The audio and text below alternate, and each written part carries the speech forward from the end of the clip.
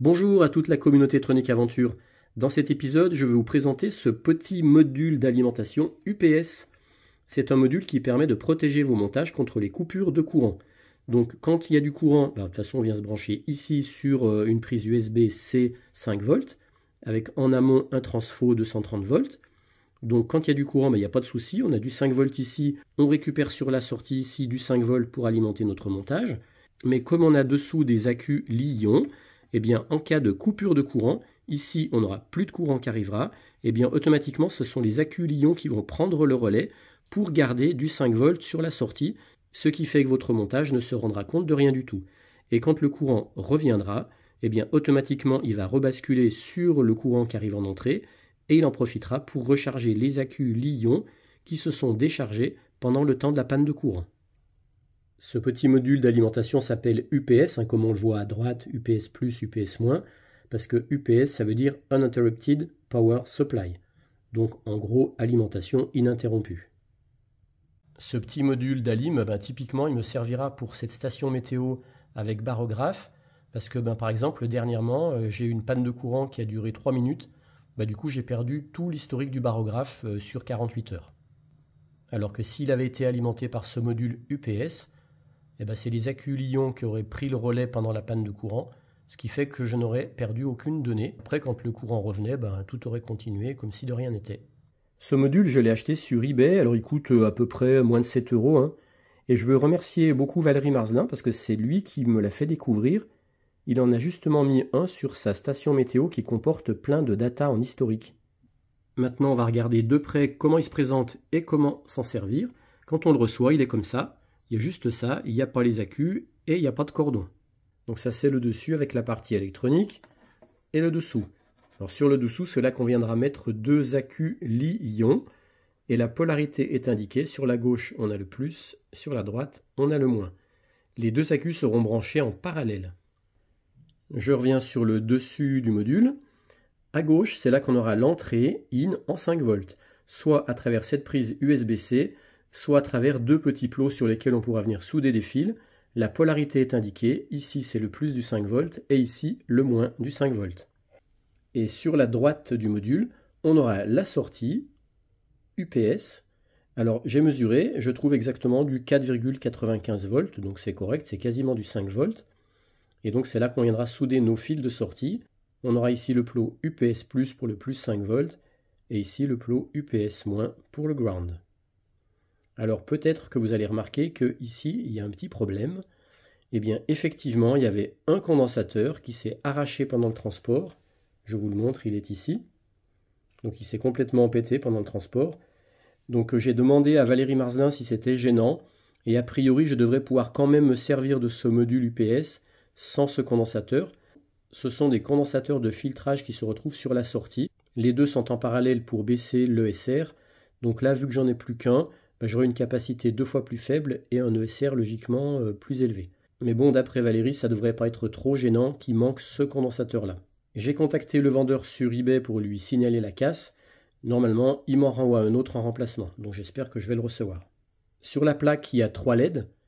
Il y a une LED rouge ou une LED verte côté d'entrée de courant, et puis une LED rouge côté sortie UPS. Quand le module sera alimenté et que les accus seront en charge, ça sera la LED rouge qui sera allumée. Quand le module sera alimenté et que les accus seront chargés, ça sera la LED verte qui sera allumée. Quand le module ne sera plus alimenté depuis le secteur, il n'y aura aucune LED d'allumée. Et puis côté sortie, quand j'aurai un courant sorti, j'aurai une LED rouge qui sera éclairée.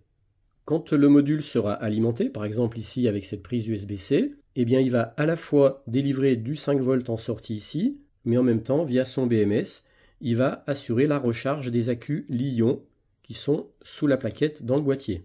Donc ça va faire une sorte de step down ou buck, puisque de 5 volts, on va obtenir une tension pour la recharge de ces accus Li-ion qui sera à peu près de 4,2 volts.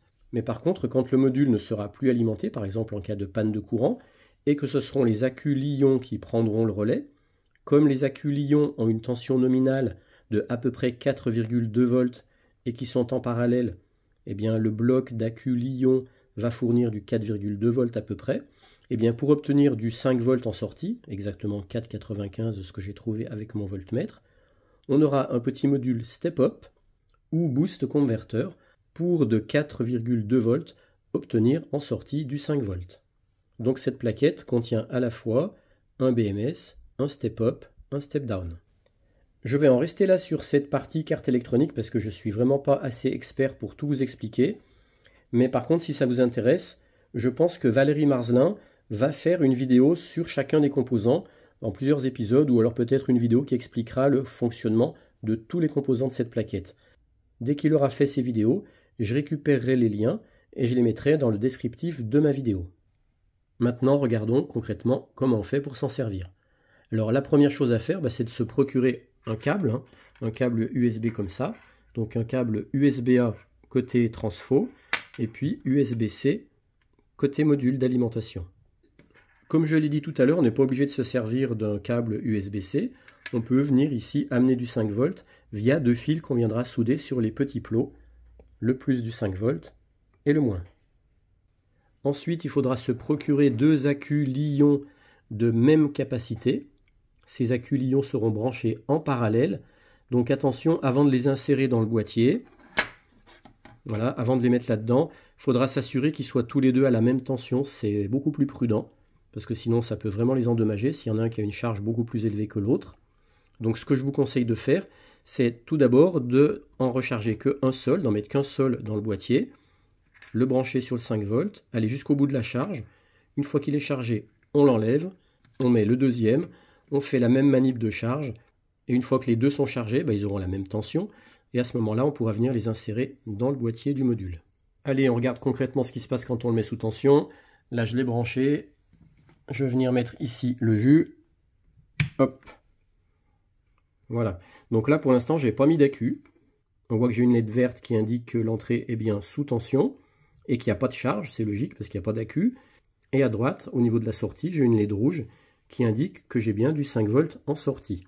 Alors là, je vais tout de suite faire une remarque. Au début, j'ai utilisé un autre câble USB-C que celui-ci. Et ce qui se passait, c'est qu'à des moments, la LED verte s'éteignait. J'avais plus aucune LED qui était allumée alors que le câble était bien branché. Là-bas, c'était bien alimenté. Et en fait, moi au début, je ne savais pas trop ce que c'était. Et là encore, Valérie Marzelin m'a dit, à mon avis, c'est que tu as un mauvais contact au niveau de ta prise USB-C.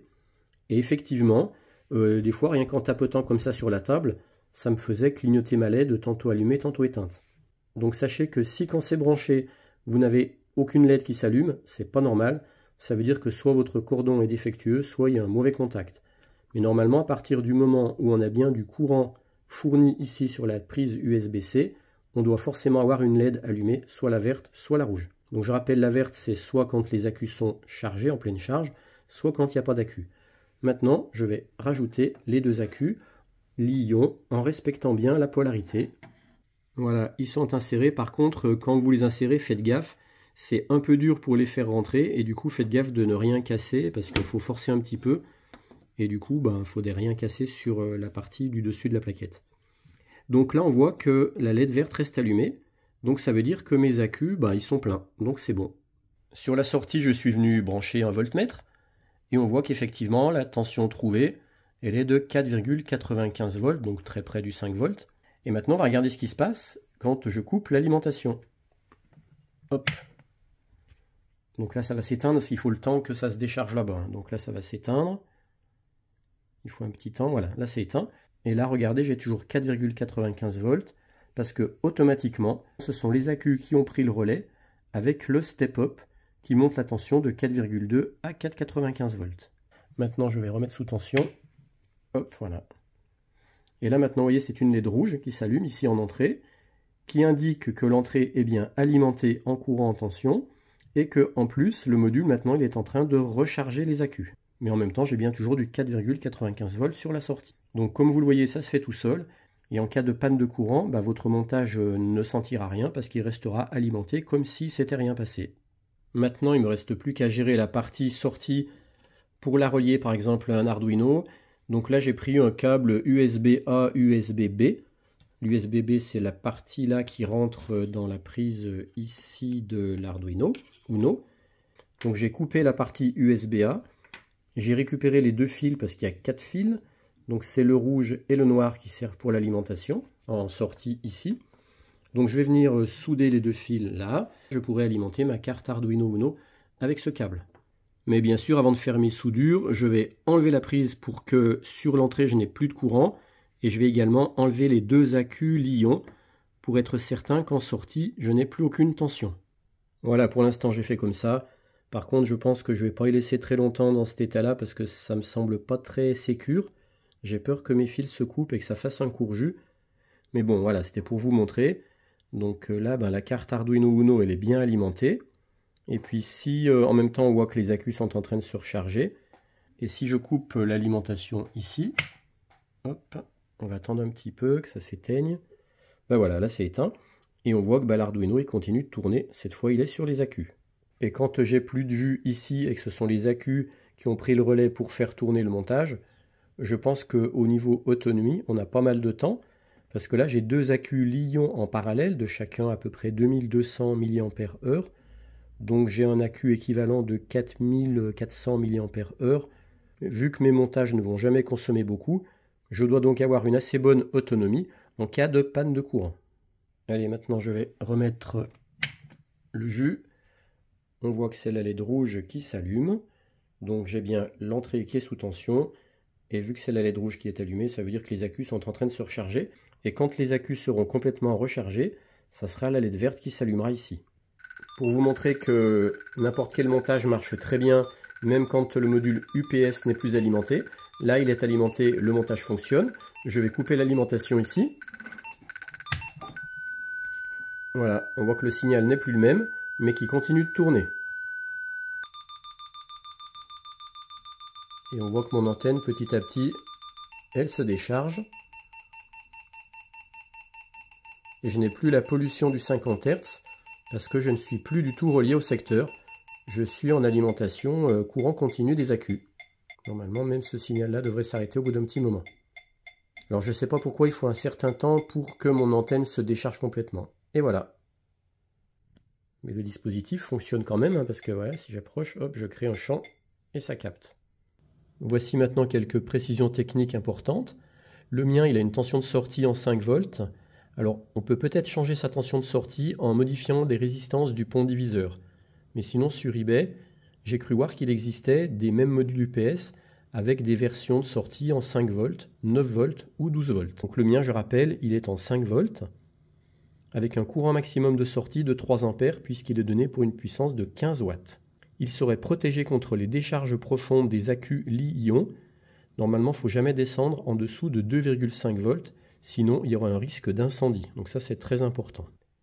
Alors, au moment de boucler cette vidéo, ça me fait un petit peu comme dans Retour vers le futur. Tout d'un coup, en me réveillant ce matin, j'ai eu une révélation. Non pas celle du convecteur temporel, mais celle du fait que grâce à ce petit module d'alimentation UPS, je vais pouvoir enfin me réaliser ma station solaire permanente en 5 volts. Je m'explique. Ici, maintenant, j'ai un panneau solaire qui sort du 20 volts en tension maximum. Là, j'ai un petit convertisseur que j'avais déjà présenté dans une vidéo qui convertit la tension d'entrée entre 5 et 20 volts en une tension de sortie 5 volts avec une prise USB. Donc là, je peux venir me brancher sur l'entrée du module d'alimentation UPS. Après, derrière, je viens alimenter mon petit montage. Ce qui fait que la journée, en cas de soleil, le panneau solaire peut venir alimenter le montage, mais aussi recharger les accus. Et puis la nuit ou en cas de faible ensoleillement la journée, ce seront les accus qui prendront le relais pour venir faire alimenter le montage. Pour l'instant, je l'ai implanté ici, avec mon panneau solaire qui est sur le Velux. Donc pour l'instant, c'est le matin, donc il n'y a pas de soleil. Donc il ne délivre une tension que de 3 volts. Ce qui fait qu'il n'y a pas assez de tension pour avoir ici en sortie du 5 volts. Donc c'est normal que là, ce soit éteint parce que j'ai rien en entrée. Et donc là, le montage fonctionne sur la tension fournie par les accus.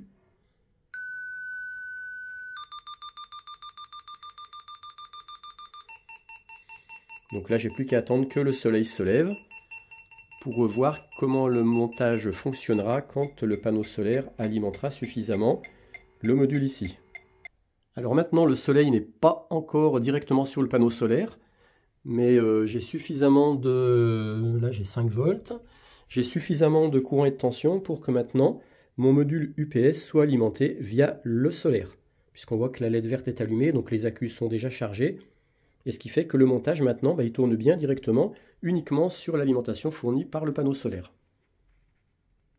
Et là maintenant je vais couper l'alimentation du solaire avec ce petit interrupteur là. Hop, voilà, donc là c'est éteint. On voit que le montage continue de tourner. Maintenant il est alimenté directement depuis les accus. Donc les accus sont en train de se vider tranquillement. Là maintenant j'ai un plein soleil. Et cette fois j'ai bien la LED rouge qui est allumée. Avec le montage qui est sous tension. Donc là ça veut dire que mon panneau solaire, à la fois il alimente le montage. Et en même temps il recharge les accus. Parce que je l'ai laissé volontairement un petit moment sans soleil pour décharger un peu les accus. La tension des accus est tombée à 4,12 volts. Donc là maintenant il est en train de recharger les accus, donc tout marche bien.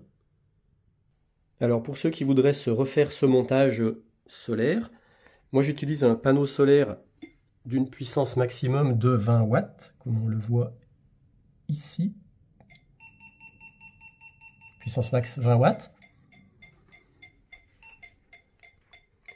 Derrière j'utilise un petit convertisseur qui sort du 5 volts en 3 ampères maximum. Donc ça fait 15 watts, donc c'est bon. Par contre, lui, il peut en entrée consommer jusqu'à du 5 ampères. Mais en fait, moi, on va jamais ici, avec un petit montage comme ça, consommer autant.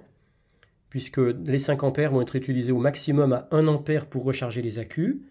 Après, il y aura le courant nécessaire, la puissance pour le fonctionnement du dispositif. Et puis la puissance consommée par le montage.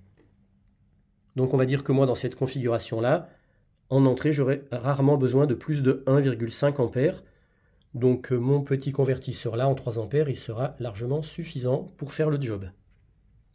Petite info utile et intéressante, si vous voulez mesurer la tension des accus qui sont dans le boîtier, il faut venir se brancher sur le plot ici, et le plot là, ça donne directement la tension des accus. Et ne pas faire comme j'ai fait au début, j'étais venu me brancher ici en sortie de l'UPS, mais c'est débile parce que là c'est derrière le step-up, donc forcément on trouvera du 5 volts, ça ne donne pas la tension des accus. Mais voilà, pour ceux qui voudraient vérifier que la tension des accus ne s'abaisse pas trop, on peut venir la mesurer entre là et là, ou entre là et là. Après quelques minutes de plein soleil, et bien maintenant c'est bien ma LED verte qui est allumée. Donc mes accus sont complètement rechargés. Nickel.